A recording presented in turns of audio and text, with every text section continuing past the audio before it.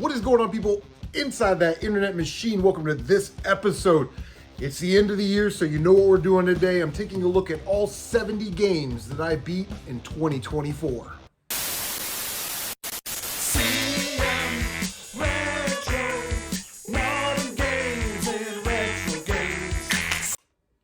All right, so we got a lot of ground to cover today. I'm going to talk fast. We're going to walk fast, move fast, all that stuff. And because we got 70 games to go through. I said at my channel update video for 2024, it's going to be a great year for gaming. Managed to get through 70 games, the most games I've ever gotten through in my life in 1 year. It's absolutely insane. Put a lot of hours in this year. So let's just jump into it. For me, when I beat a game, I don't count games that I've already beaten in the past. Like I play through Mega Man, Contra, Ninja Gaiden, Last of Us every year. Don't count those. The second thing is, it's not really a new game, like it's brand new off the shelf. It's just a game that I've never beaten before. For me, it's one playthrough on the normal mode, see the end credits, or back in the old 8-bit days, the congratulations screen, and we call that good. Now, sometimes I'll go back and I'll try in 1cc or no death run or 100% a game or something like that. But for me to call a game beat, one playthrough on the normal mode, see the end credits, see the congratulations screen, we are done. The last thing is that I assign every game a letter grade, and that's just my opinion of the game right after I beat it. That doesn't mean that I don't understand like context of time. Well, on the Nintendo, they can only do this. I got it. Or my opinion won't change over the years. Just right after I played that game, what would I give that game as a letter grade? So we'll fly through all of those games, and then I'll give you my top 15.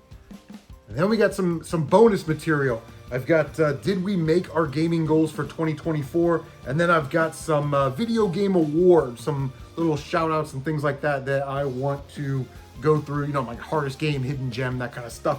So without further ado, which is a Shakespearean word meaning without delay, let's go. Now, normally in a given year, I beat, 20, 30 games, and I can take 2 minutes to talk about it or whatever. Because we beat so many games, we're just gonna fly through. If I got something that I want to say about the game, I'll try and keep it to just like a sentence or two. So here we go. Worst game I played all year, I gave it a C-. It is Bubble Bobble on the NES. It goes on way too long. You gotta know to get the secret key, to go in the secret door, to access the other levels, and then beat the final boss in 2-player mode to get the true ending. Hit detection, collision detection, it's off, right? I respect the game. I understand that at the time as an arcade port, it was phenomenal, and it's a great 2-player game if you just want to pop it in and play through a couple levels. But yeah, that game could have been 50 levels. It would have been better. But yeah, man, way too long. All right, so the C games. Bomberman R on the Switch. Bomberman never clicks with me. Not a big Bomberman guy. I did like that you could buy characters for your Bomberman, like different Konami and WWE characters. Yasai Ninja. This is one of those Spanish exclusives, sort of a 3D platformer type game.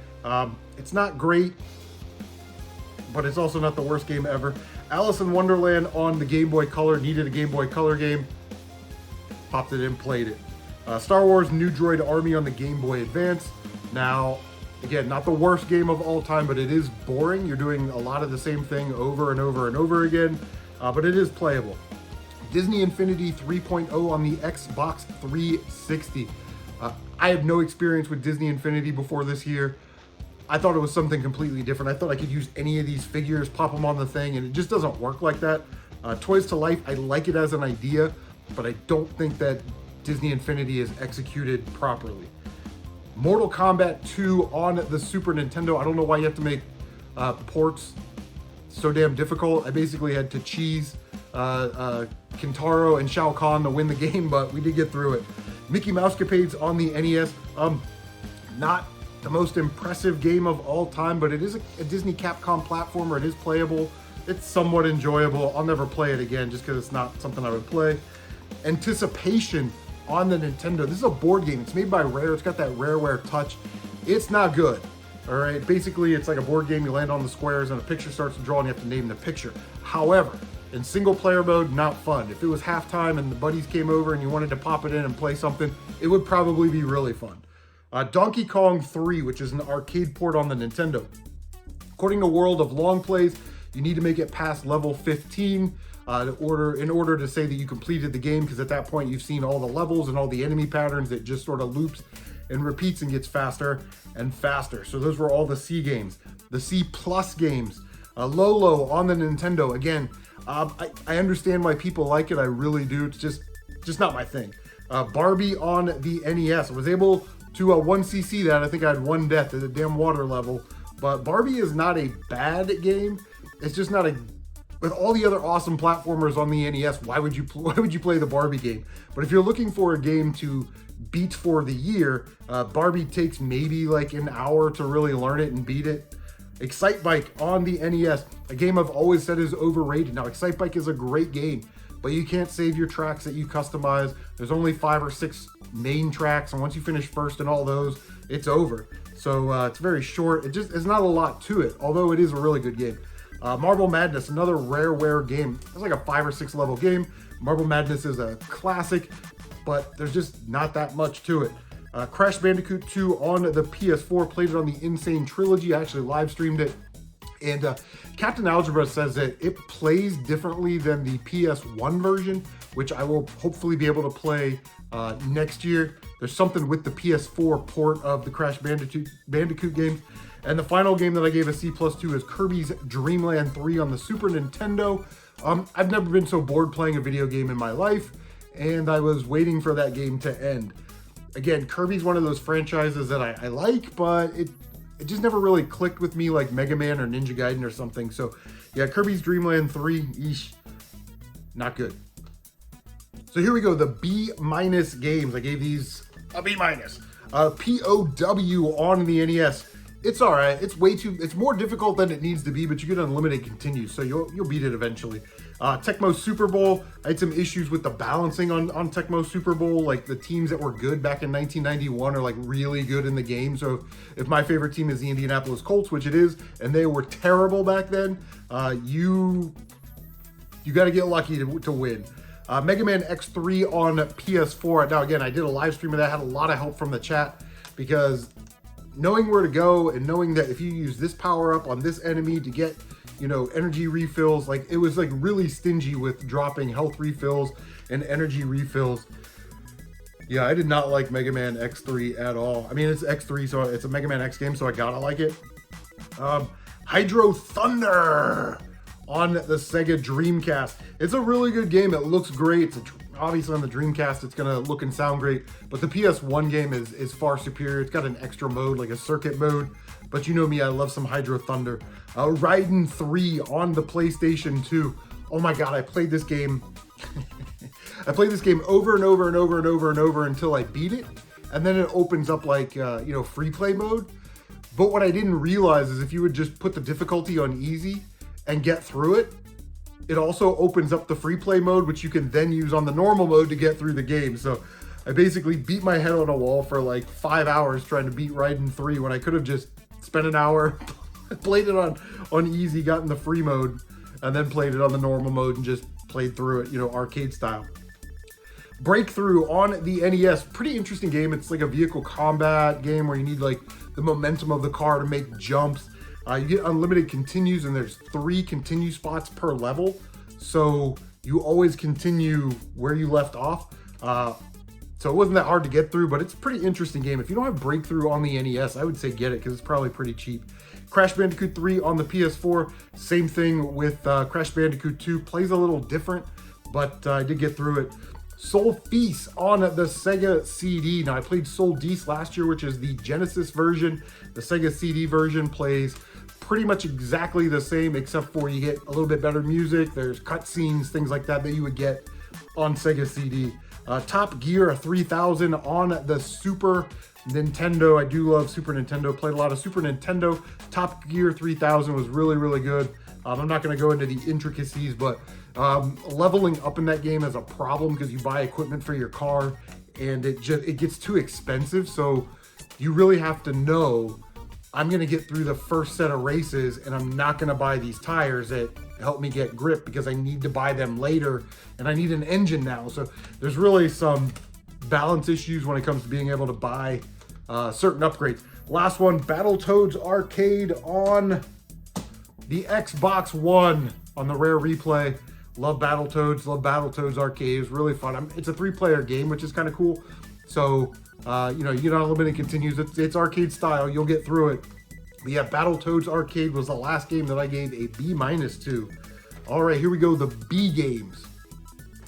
All right, so the games I gave a B grade 2. Royal Rumble on the Sega Genesis, man. I got that from Mario Retro Tiburon. What a great game, man. Arcade wrestling games from back in the day were baller. But yeah, really, really good. Had to take Hulk Hogan, win the Royal Rumble, win the championship. But apparently the Genesis and the Super Nintendo have different characters on them. So I'm not sure if I have the Super Nintendo game.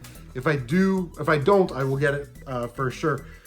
Guerrilla War on the NES, the easiest game that you will ever play in your life. You get unlimited continues. You pick up right where you left off. You will beat that game the first time you play it. Baseball Stars on Nintendo. It's a baseball game. You can select how many rounds you play and how many teams you play against. So I think you can have like a full 125 or 130 game schedule, which is crazy. Gradius on the Nintendo. I didn't know Death Run of Gradius, and that's really the only way you can beat it. Wheel of Fortune Family Edition and Jeopardy 25th Anniversary Edition on Nintendo. Made by Rare, man. A lot of Rare games. These games, they're good for what they are. You know what I mean? Like, it's a Wheel of Fortune game. You can't really expect a lot, but they are good. So if you don't have those games, definitely grab them. You know, they're pretty cheap. Final Round Golf 2002. Now, this is a game that I've been banging on for years and years and years on the Game Boy Advance. It's a Konami golf game.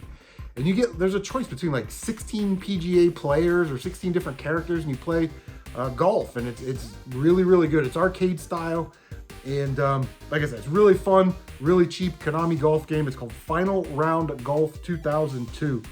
Wario Land 4, big sprites, colorful, fun to play, lots of collectibles, that kind of thing. God of War on PS4. I actually didn't like this game as much as most people do. I kind of called it God of War, God of Snore, God of Hold Your Shield Up and Let Atreus shoot everything with his arrows.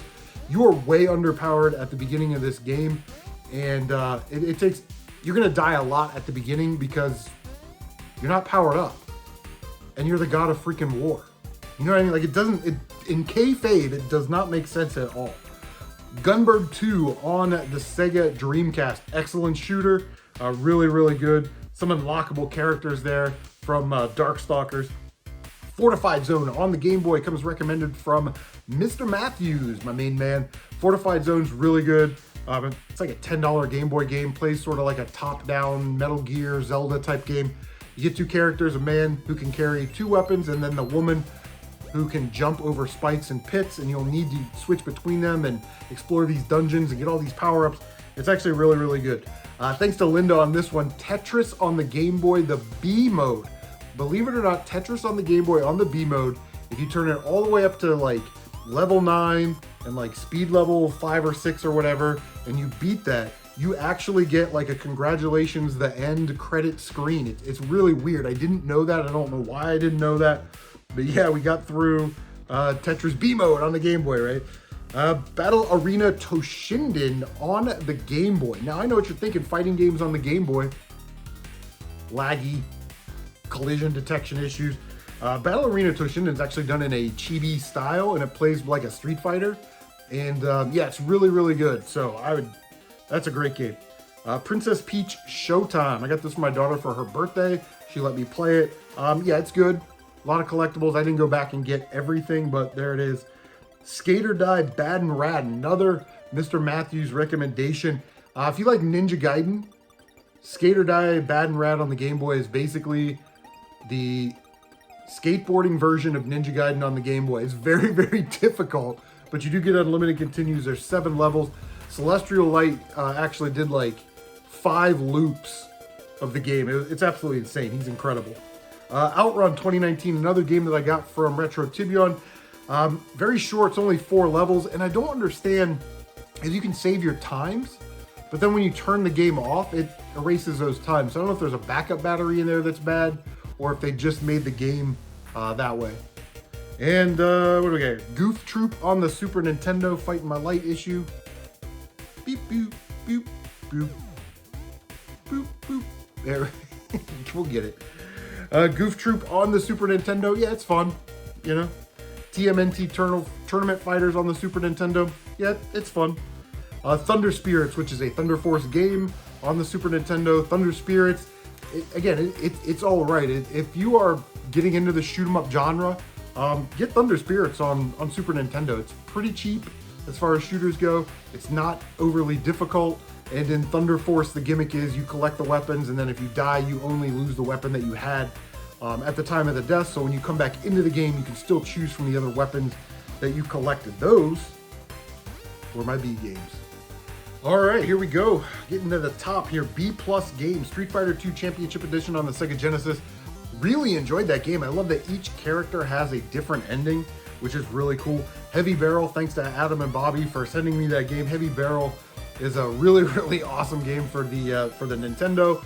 Basically, you shoot the red guys, they give you keys, you use the keys to open boxes, that's how you get your power-ups.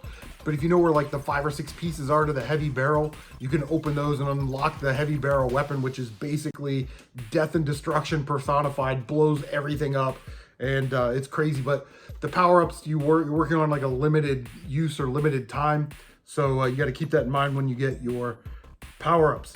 Sonic Adventure on the Sega Dreamcast.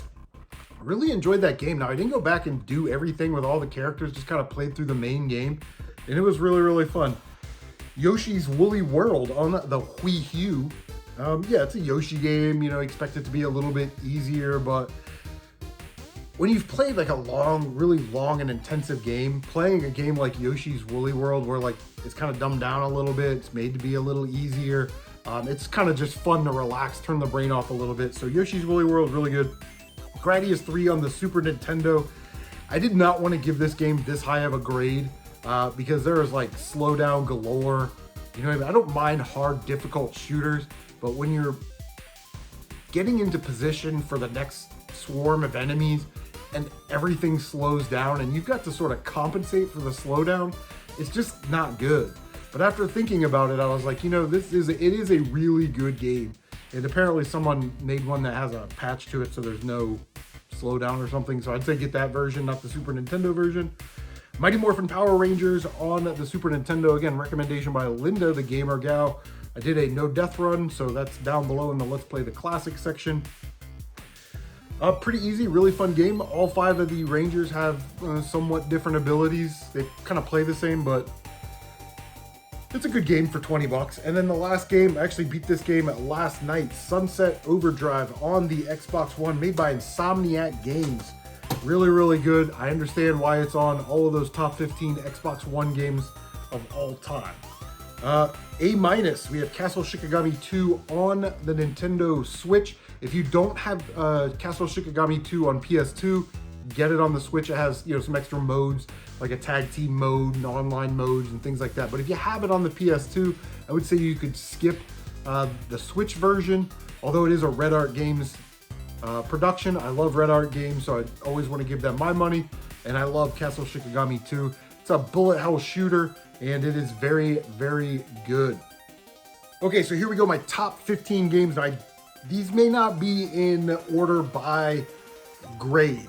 They're in order by how much fun or how much I enjoyed the game. So 11 through 15, not in any order.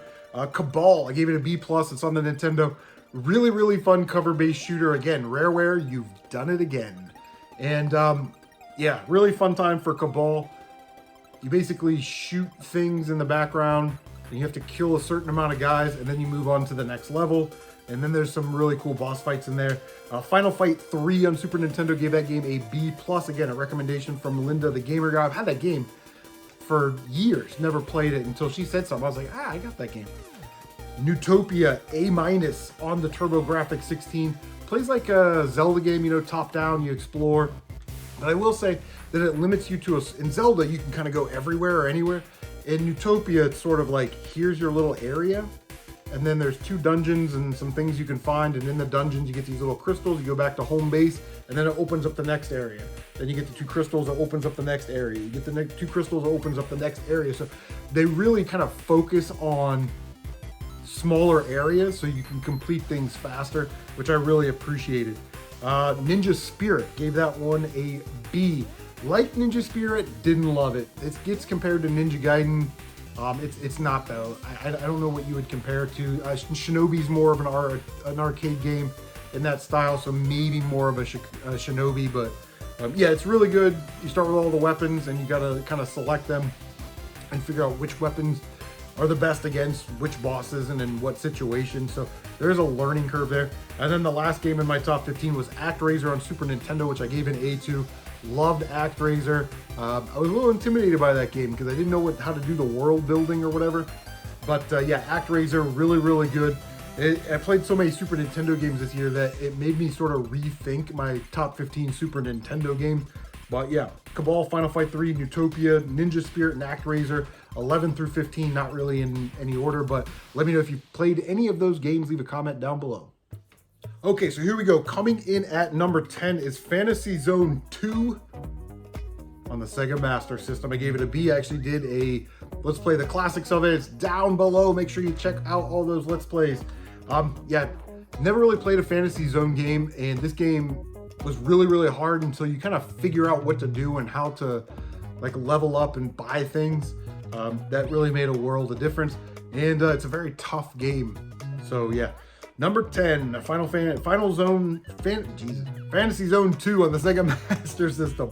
Number 9, Omega Ace Gaming recommended this one. Castlevania Chronicles, gave it an A-. Castlevania Chronicles is no joke, man. It's a really awesome game. I kind of wanted to play a Castlevania game this year, and I don't own Dracula X. So when he said Castlevania Chronicles, I went, oh yeah, I got that game. It's like a Sharp X 6800 game or something like that was ported to the PlayStation, and you get like that version, and then you can sort of get like the arranged version or the updated version. So there's two different versions on there, which is really nice, but the game's kind of expensive. So number 9, Castlevania Chronicles. Number 8, Lightning Force on the Sega Genesis, gave it a B+. Lightning Force, let's just call it what it is. It's Thunder Force 4. Again, same vein as Thunder Spirits. We talked about that earlier. Really difficult shooter, man. I loved it. I loved the discipline of learning this game and getting through it. It goes on like 2 or 3 levels too long, and it's just like, I'm gonna die, I'm gonna die, I'm gonna die. Because you don't really get to practice those later levels. So you got to get good at like the first 6 so you can at least have a shot at the last 2 or whatever it is. But yeah, Lightning Force, whoo, what a game on the Sega Genesis. Number 7, Need for Speed on the PlayStation 4, gave it a B. I do love arcade racers. I actually put this game as my 3rd favorite arcade racer of all time. After Hydro Thunder and then Horizon Chase Turbo, I've got Need for Speed Heat. There's just so much to do. There's so many cars, day races, night races, sprint races, endurance races. Like there's just, it's a crazy awesome game. And to think that you get all of that for like 20 bucks is insane. So Need for Speed coming in at number 7. Number 6 is the last hidden gem on the Nintendo, Gyrus, which is a tube shooter. You fly around in a circle like Tempest or Roll Cage or something, and you're kind of shooting into the background. Now, this game is not easy, okay? There's like 39 or 40 levels.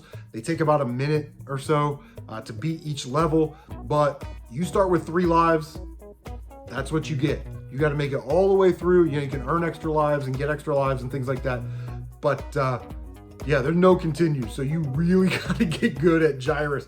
And when you beat that game, you get like such a sense of accomplishment. So number 6, Gyrus on the Nintendo, B+.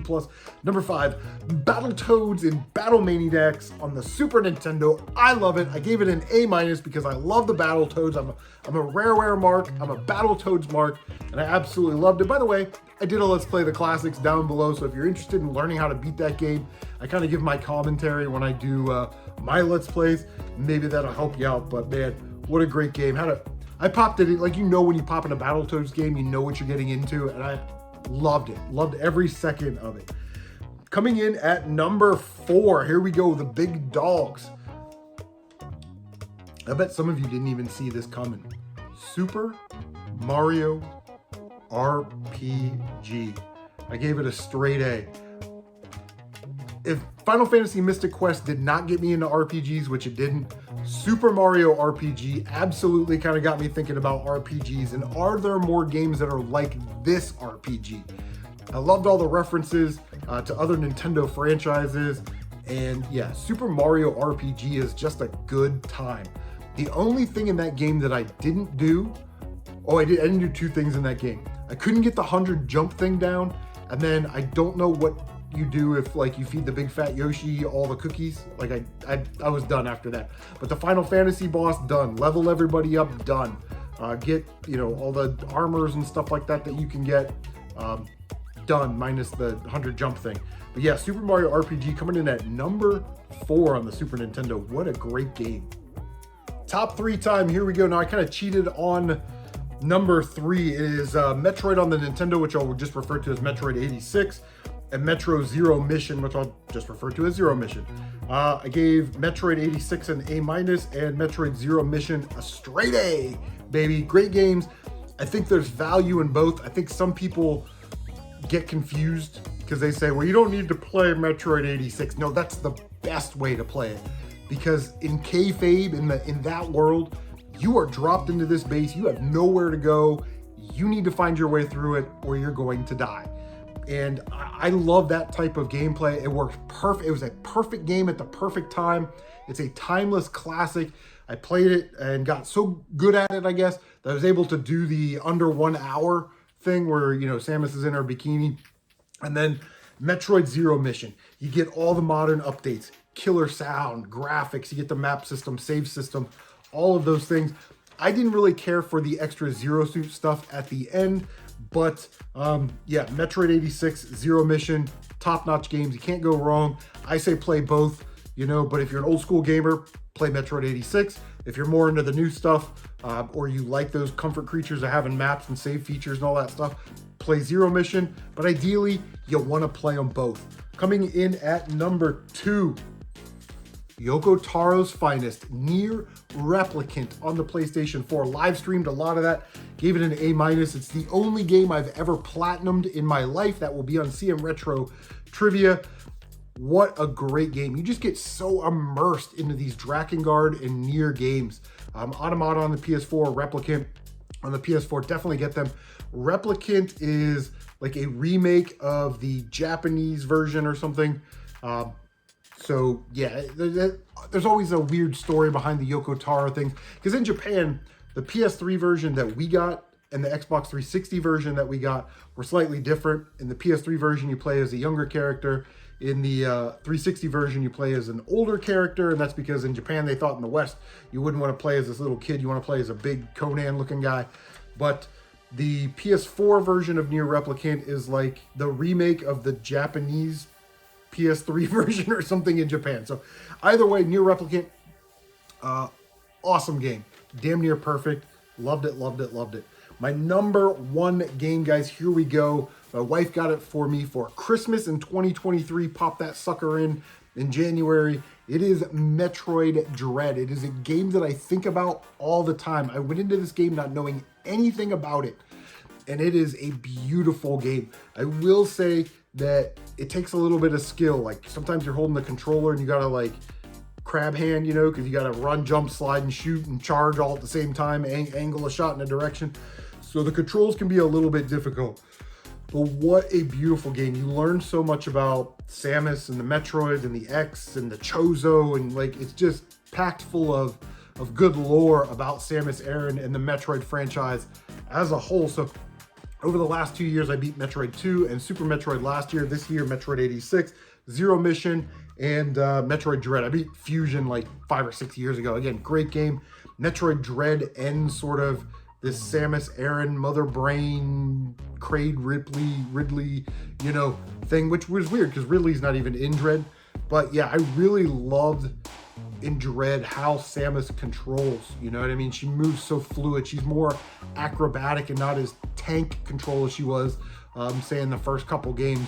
But yeah, Metroid Dread is my number 1 game of the year. I love it, love it, love it. Obviously gave it an A+.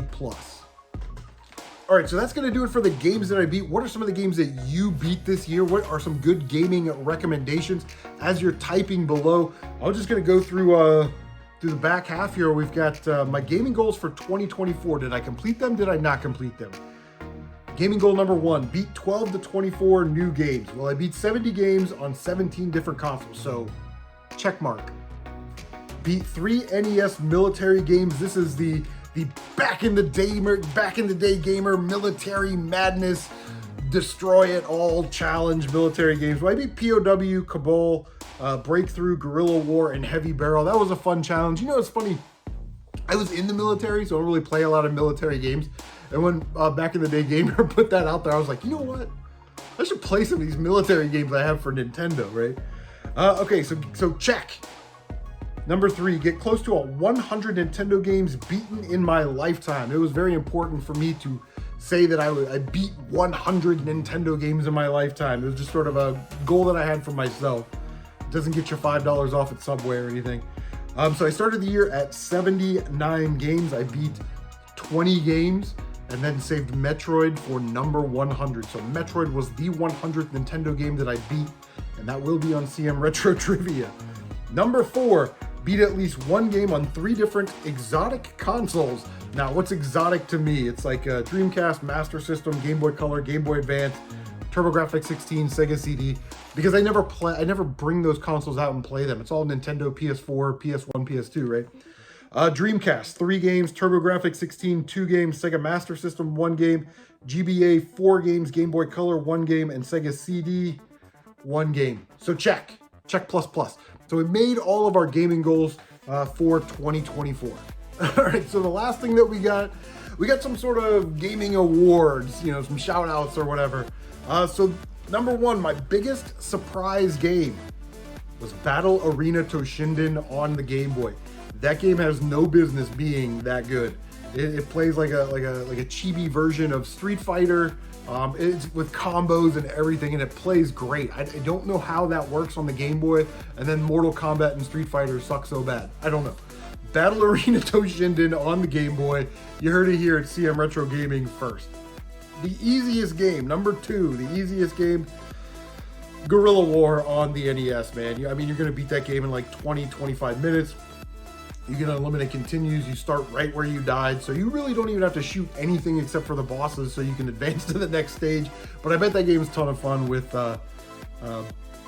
you know, a second player. I don't have any friends, so I never play games in 2-player mode. Number 3, the hardest game I played.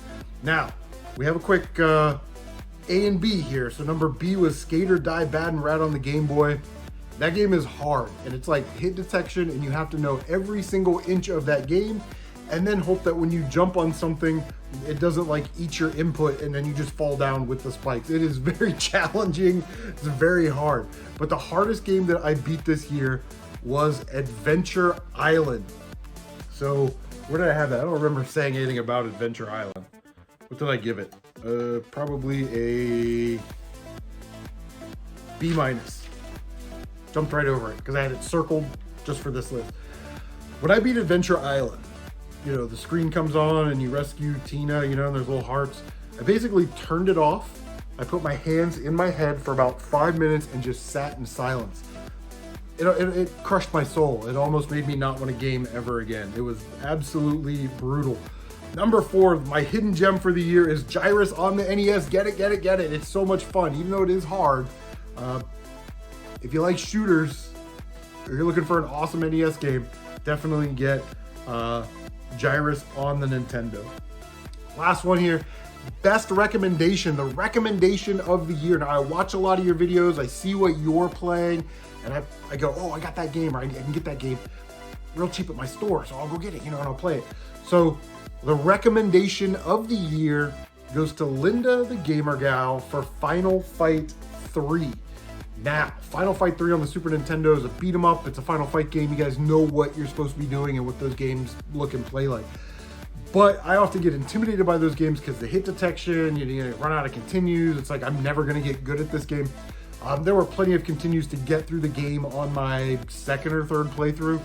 And then I tried to, 1cc it and all that stuff. Couldn't do it, but it's a very fun game. It's not very difficult. But yeah, Final Fight 3 on Super Nintendo, great recommendation from Linda the Gamer Gal. It's my recommendation of the year, so you should play it. All right, guys, if you made it this far, thank you so much for sticking in there. Make sure you like, comment, subscribe, share on social media. Don't forget to bang that notification bell so you can stay up to date on all of your CM Retro gaming goodness. How many games did you beat this year? What were some of your favorite games this year? Games that surprised you, great recommendations. Leave all of that in the comment section down below. Take care of yourselves, and we will see you on the next one. And I'm really looking forward to my 2 weeks off of not gaming. All right, see you guys.